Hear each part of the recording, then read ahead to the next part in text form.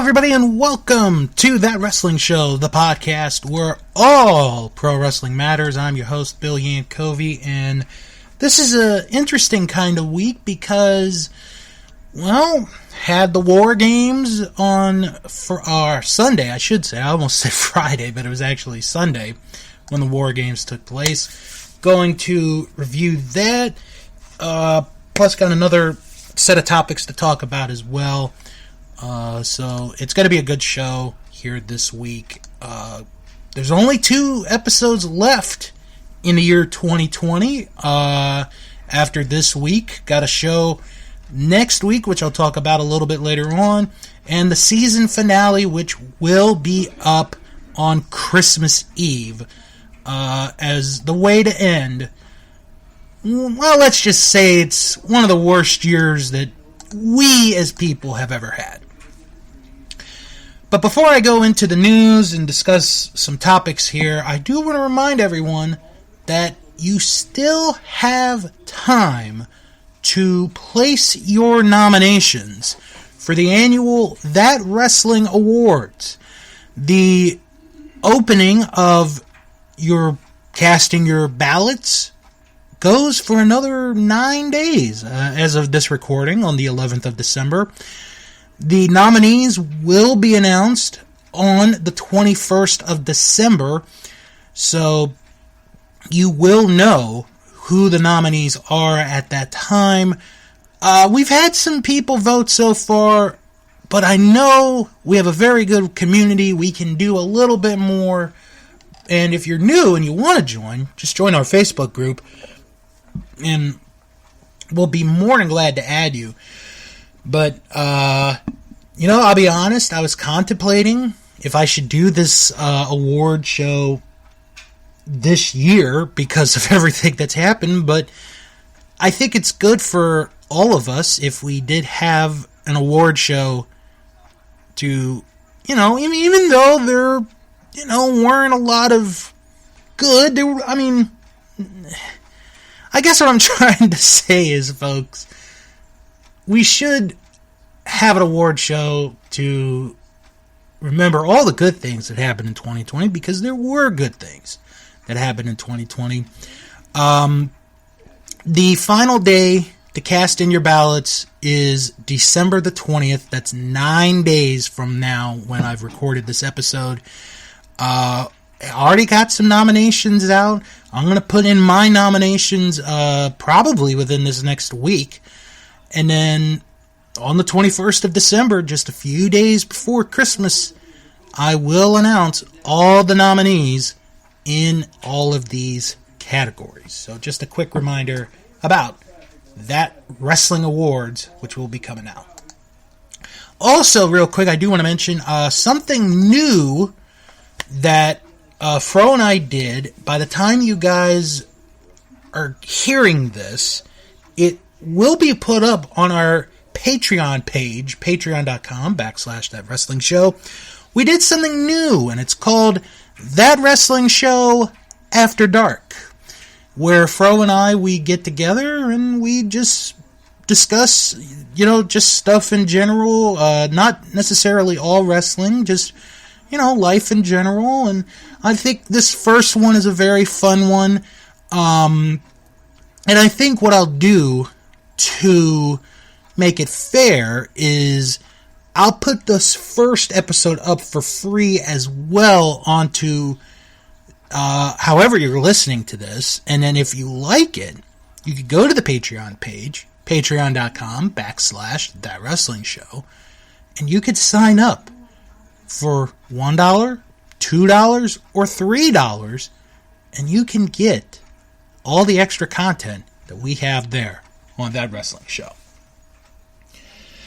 Okay, gotta talk about real quick, yesterday we found out that Tom Lister, aka Zeus, passed away at the age of 62 years old. Of course, he did so many things in the movie business. I mean, he was Debo in the Friday movie, in the Friday trilogy. But if you look at Tom Lister, Tiny Tom Lister, you might remember him as Zeus in the movie No Holds Barred with Hulk Hogan. It was Hulk's first motion picture. And that's really how he got his claim to fame, really, from there. Because after that, he did the Friday movies. He was in The Dark Knight. You have to catch him if you've never seen it, or if you have seen it and don't remember it. You do have to catch him. He was in Austin Powers and Goldmember. I actually don't remember that, so I'll have to go back and look that up. He was also in the Human Centipede 3. There's a third Human Centipede movie. Oh, great. He was also in The Fifth Element, Little Nicky, just to name a few. His first movie, and I do want to apologize, I said No Holds Barred, but it's actually not his first movie. His first movie that he was in was the 1985 movie Runaway Train with John Voight, Eric Roberts, and Rebecca De Mornay.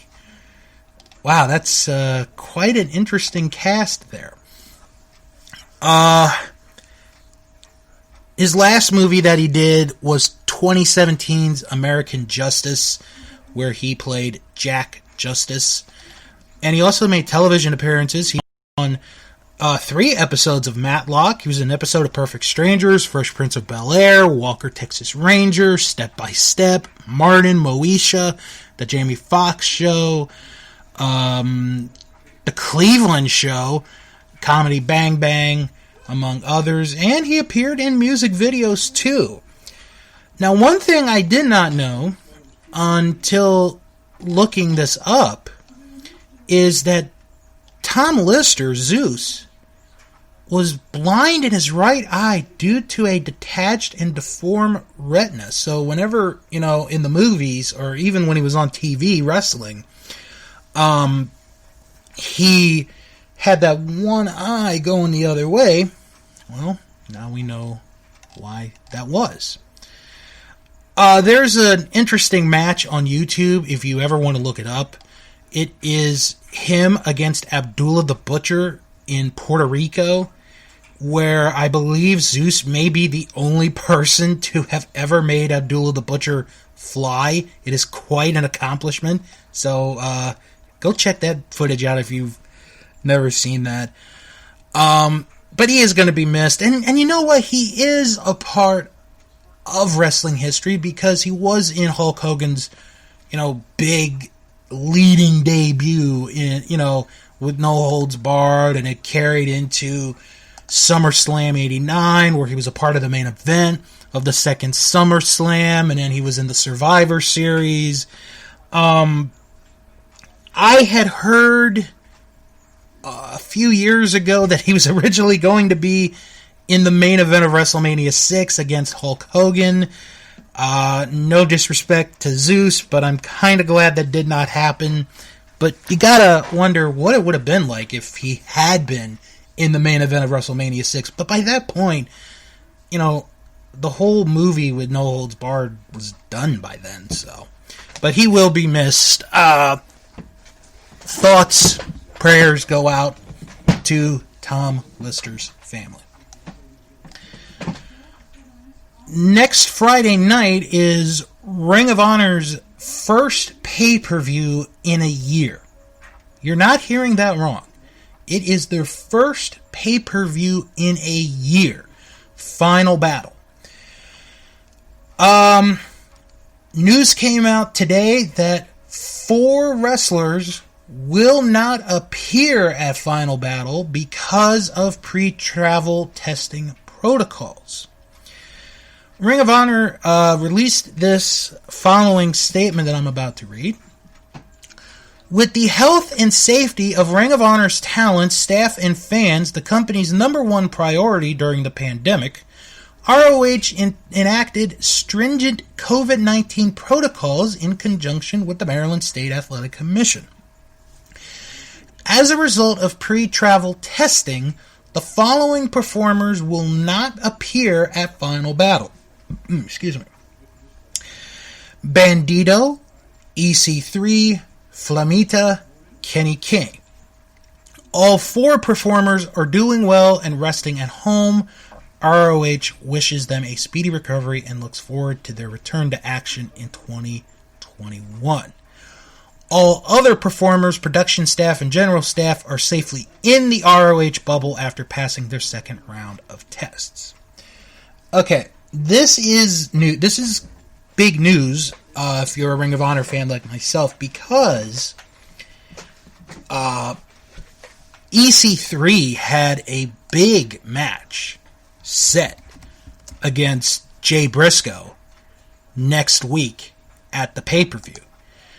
And that was one of the big matches that they were kind of hyping up going into the pay-per-view. And also, excuse me, Flamita and Bandito are currently 2/3 of the current Ring of Honor 6-man tag team champions, along with Ray Horace, and that match, which was scheduled for Final Battle, now will not be taking place at the pay-per-view. I believe, and if I'm wrong, I will admit that I am wrong, Kenny King was going to be in the 4-way match, with the winner receiving a TV title shot later that night. So now it is Josh Woods that is put into that match. Again, if I got that wrong, I do apologize. But there is a lot that is changing, going into Final Battle. Oh, actually, I do apologize. Kenny King was not in that match. I don't think, honestly, now that I'm thinking about it, I don't think Kenny King had a match set for Final Battle. So, you now have 2 matches gone from your card. And I saw the card the other day, and it was a 10-match card. So, now you're down to 8. And you have a very interesting situation here, because one of the matches that is going to take place is Jonathan Gresham and Jay Lethal defending the Ring of Honor tag team titles against PCO and Mark Briscoe. If you did not watch the show last week, Mark Briscoe was saying, we got a rematch for the World Tag Team titles. My brother's dealing with EC3. I got to find myself a partner. And he finds PCO as his partner. Now, how do you play this off? Does Jay get into this match? Does PCO get out of the match? What's going to happen? It's going to be very, very interesting. I don't believe they had enough time editing-wise to change anything, because they're going to have a new show this weekend anyway. So, because of that, it's going to be interesting to see. But I still think Final Battle is going to be a very good show to keep an eye on. Should be a fun show to watch. You lose a title match, which kind of hurts, but it's not the big one. It's not the world title match. It's the 6-man tag team title match. So, it's going to be interesting to see what they do, how they pull this off between now and next Friday. Real quick, I want to talk about Kenny Omega on Impact this past Tuesday night. I thought it was a good segment. I enjoyed the segment, and the vibe that I got from that interview is he's going for multiple titles in 2021.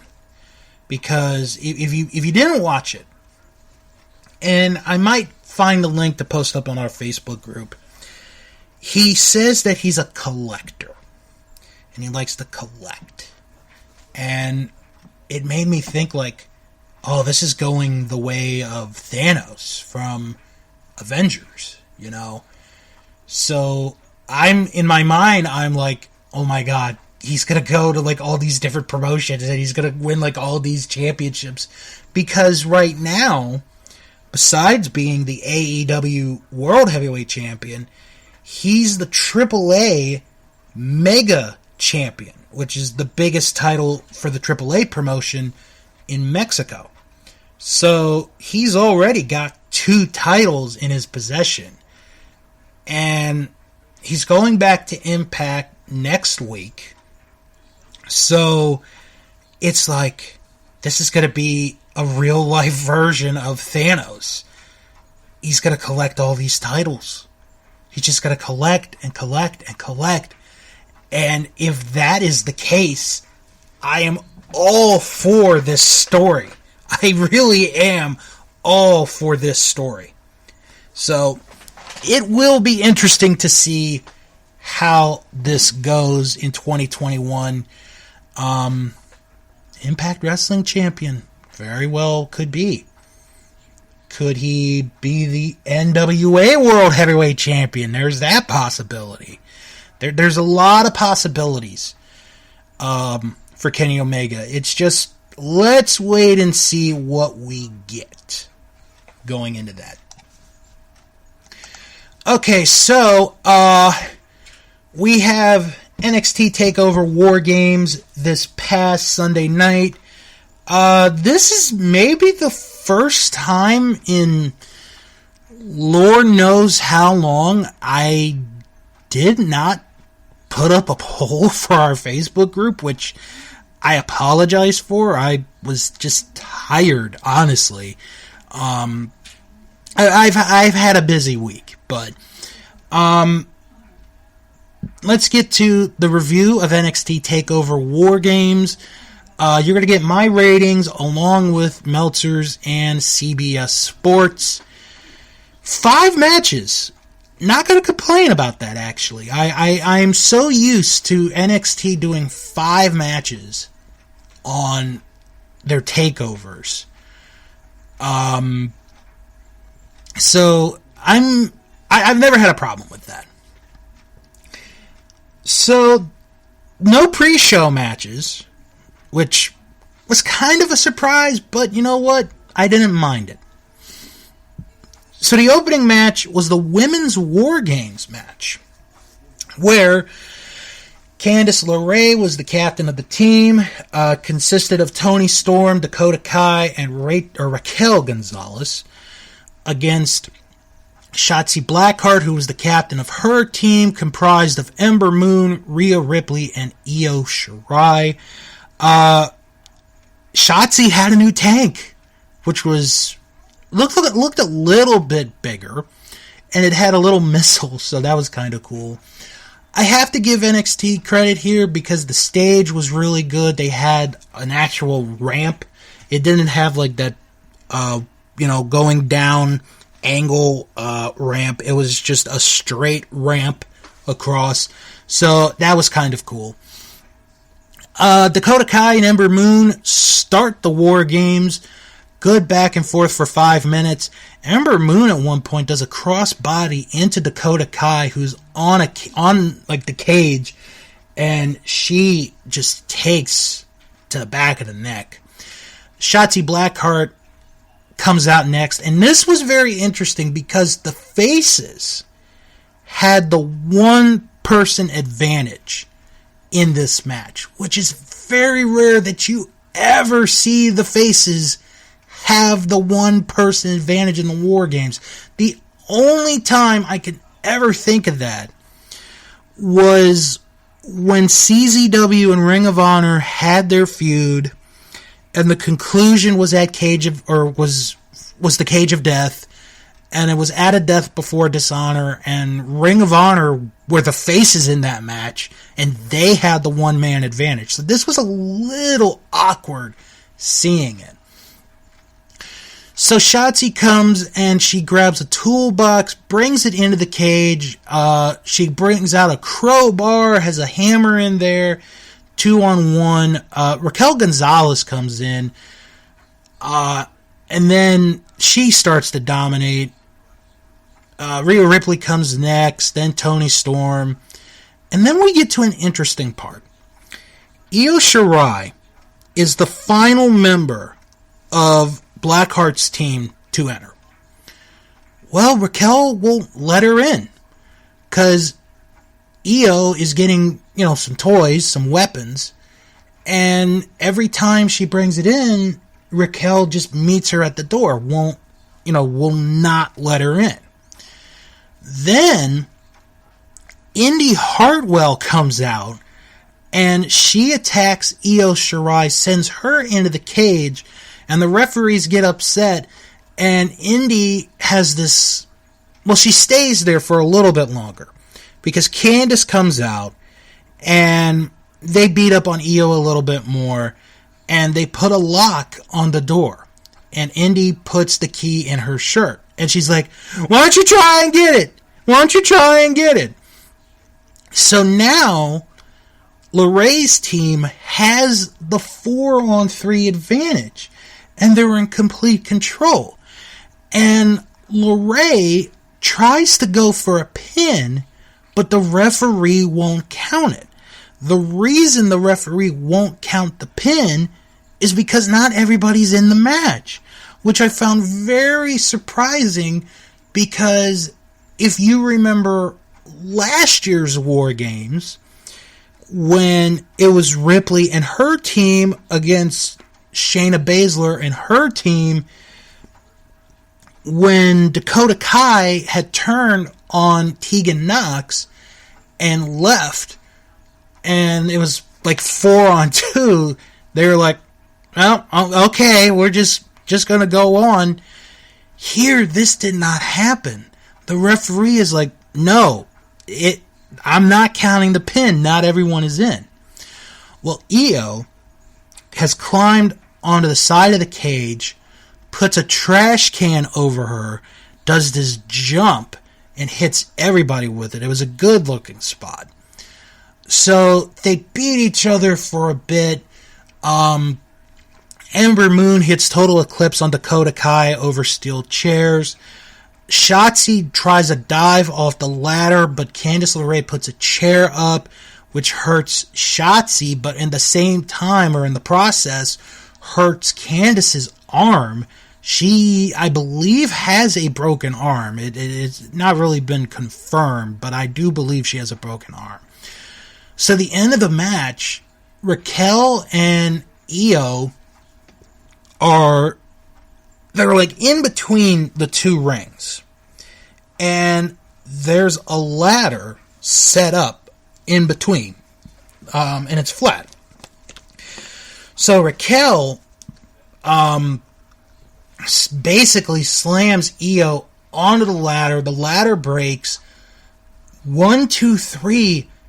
Raquel wins the match for her team, which was a bit surprising, but kind of good in a way, because number one, the heels won, and number two, you have now made a new contender, a new challenger to the women's title in Raquel Gonzalez. I'm going to be honest. I mean, I thought the match was okay. I wasn't a big fan of this, as I've seen other people put in. I gave it a C+. There's just something about this match that I wasn't a big fan of compared to last year's War Games. So, C+ for me. Meltzer gave it 3.5 stars. CBS Sports gave it an A-.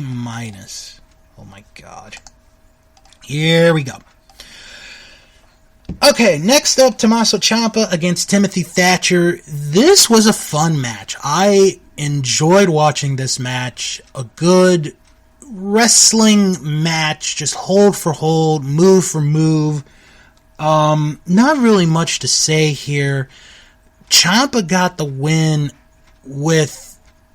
after he hit a DDT, but to make sure he had the pin, he put some weight on to Thatcher to make sure that he could not get out. It was an enjoyable match. I kind of liked it. I gave it a B-.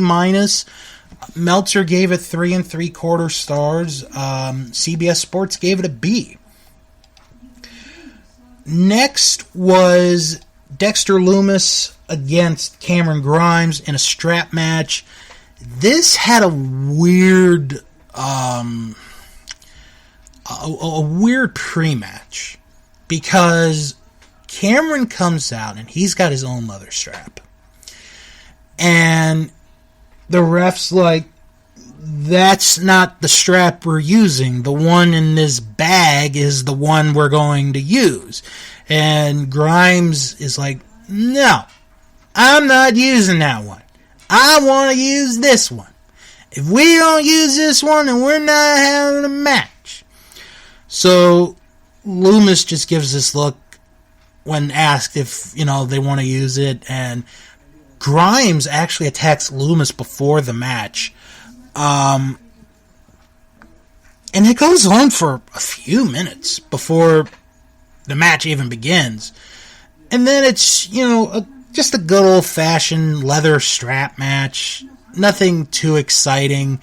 Dexter Lumis got the win. I gave it a B-. It's on the lower end of the B-. Meltzer gave it 3 1/4 stars. CBS Sports gave it a B.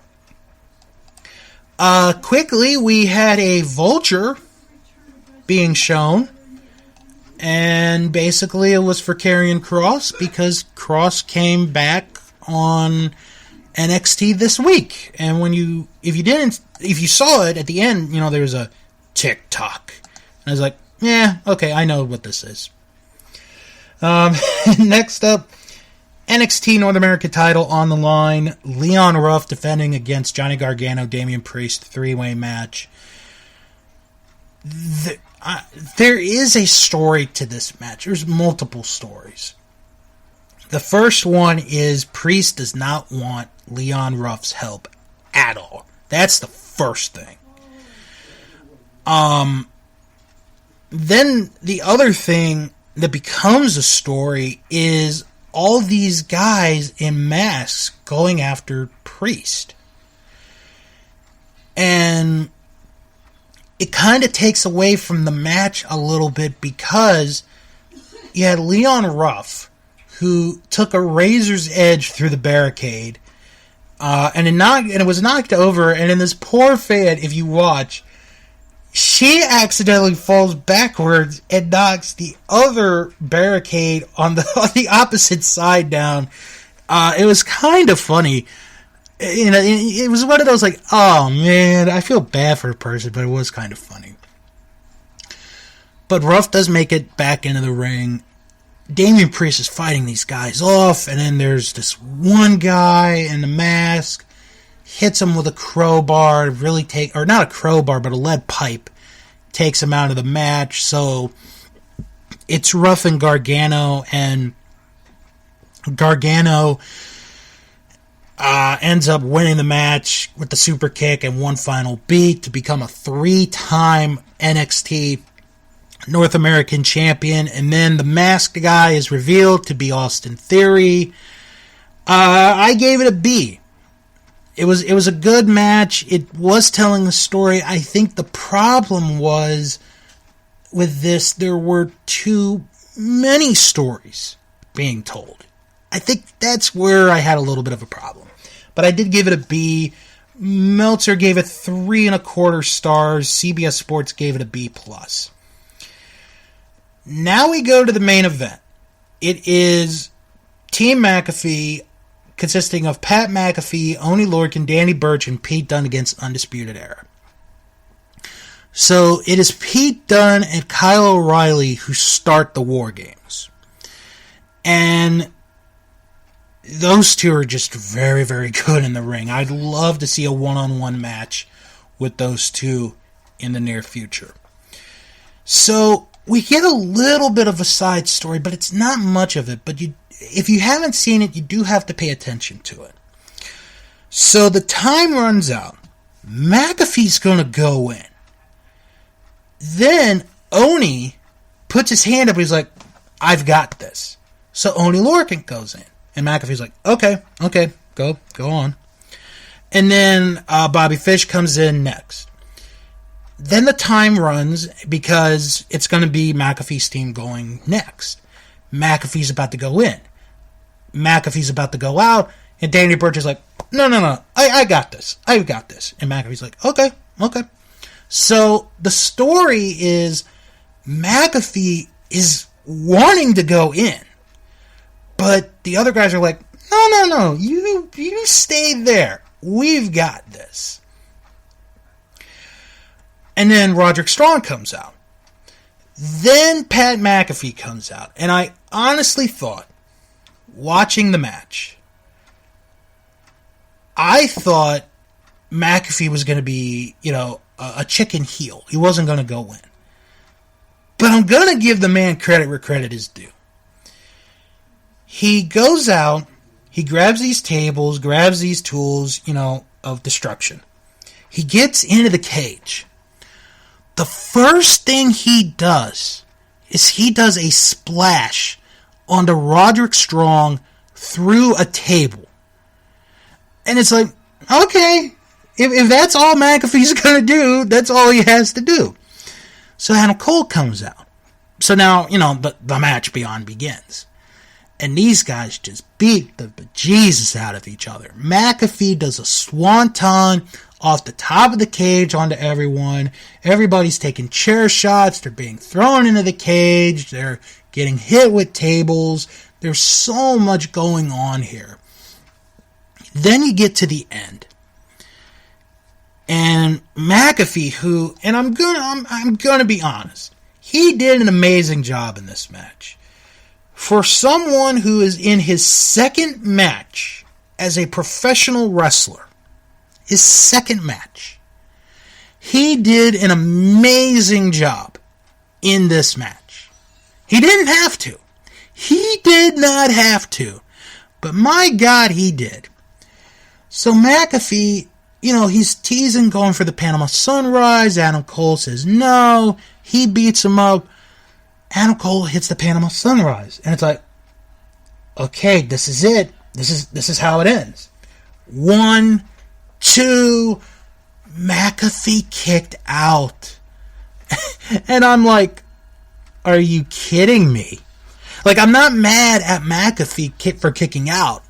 But I'm like, that's probably how this match should have ended. But eventually they get the pin on Oney Lorcan to win the match. Undisputed Era wins the War Games. I enjoyed it. It's just that ending kind of took it out of me a little bit. If McAfee had been pinned, if he had just been pinned, I think this would have gotten a higher grade. This was my match of the night. But because of how it ended, it hurt it a little bit. So I'm going to give it a B, but it is a match that you should go out of your way to see.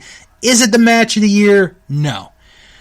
But if you want to see Pat McAfee, who is a millionaire, who really does not have to do this, put his body on the line to entertain us, which is what he did.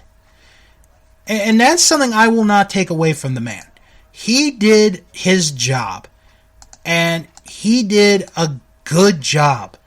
Then, if he like I said, he didn't have to do this. He didn't have to do this match. But he did. He did it anyway. And he did a good job.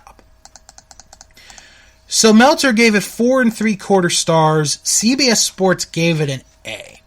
And that is the coverage of NXT Takeover War Games. I'll say this. Not the worst show in the world. Like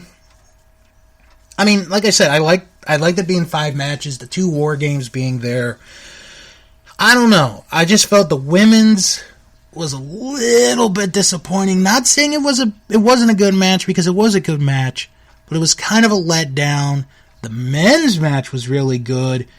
just wasn't a big fan of the ending. And then you had your stuff in the middle, which proved to be alright. So, if I had to give the show a grade, well, I'm going to give the show a grade. What am I thinking if I give the show a grade? I'm going to give the show a B. It wasn't terrible. It wasn't bad. I know NXT really hasn't been that good as of late, but it was still a good show, and I think the key word is watchable. This was a watchable show for NXT. So, if you haven't seen it, go check it out. It's worth your time.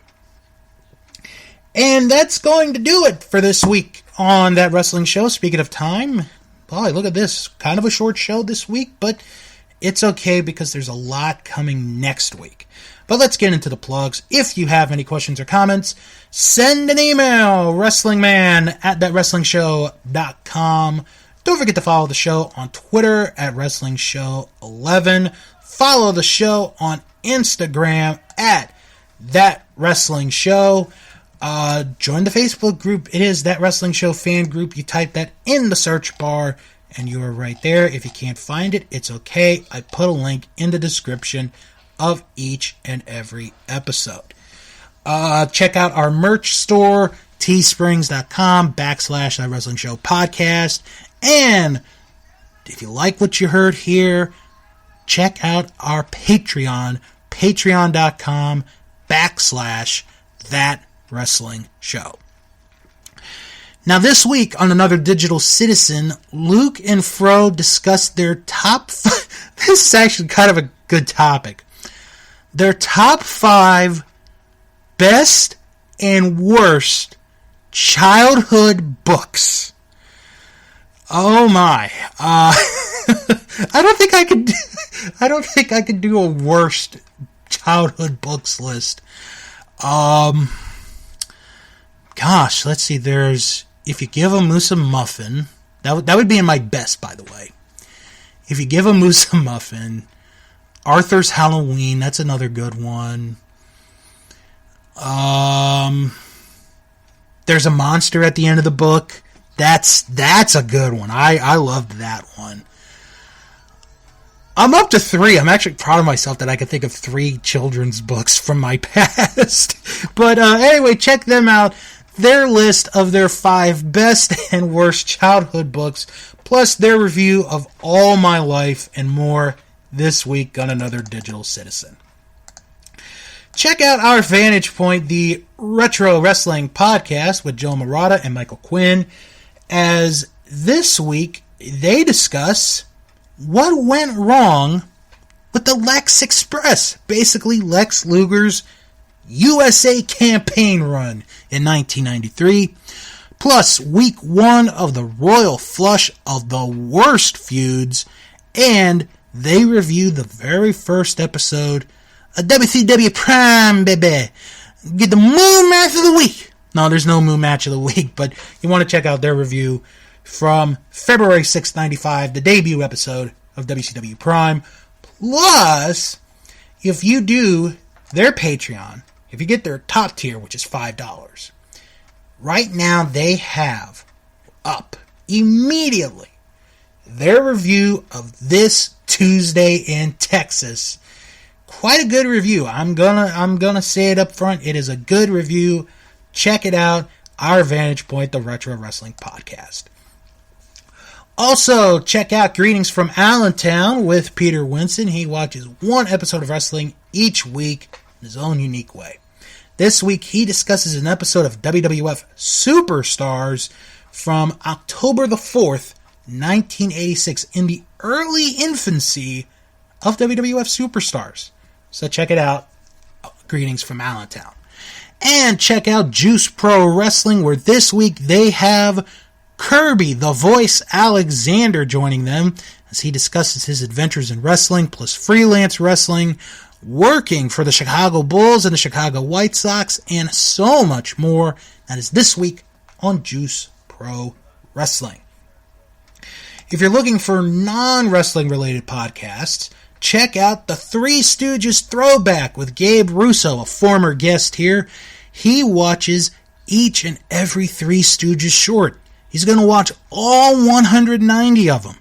This week, well, it's kind of funny because this is a wrestling-themed short.